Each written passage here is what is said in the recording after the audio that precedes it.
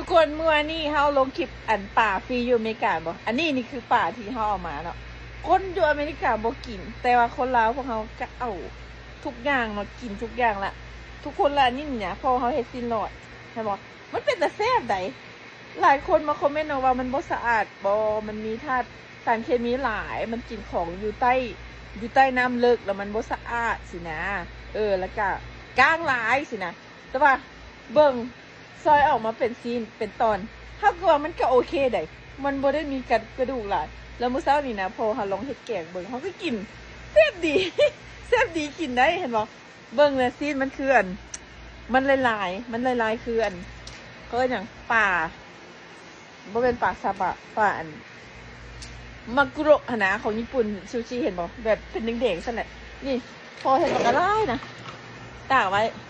อันนี้นี่มันเราเห็นเป็นสิ้นรอดแล้วเราซื้อไว้แบบไปปิ้งกินแล้วมีบางมีอันอื่นเขาไปเห็ดอันอีหยังเกาะเขาเอิ้นมาใส่สมุนไพรเนาะหลายอันนี้หลายชนิดอันนี้เนี่ยบัได้มีสมุนไพรหักเป็นตะเซฟกินแล้วเลยกินลองเบิ่งแล้วอันนี้ส่วนลองบ้านของเขาเองมื้อนี้อากาศเย็นอยู่บอยซีไอดาโฮนี่พ่อเขาปลูกอันผักกระหลายทุกคน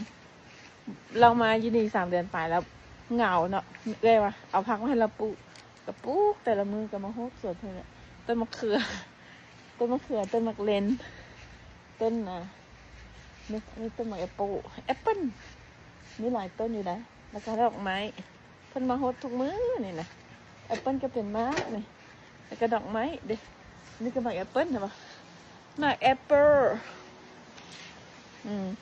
มะดอกไม้ต้นมะเห็ดทางไว้ปลูกหลายแต่ละมื้อนี้เพิ่นก็มาโฮดแต่สวนเพิ่นนี่แหละโฮดสวนโฮดดอกไม้เนาะทุกคน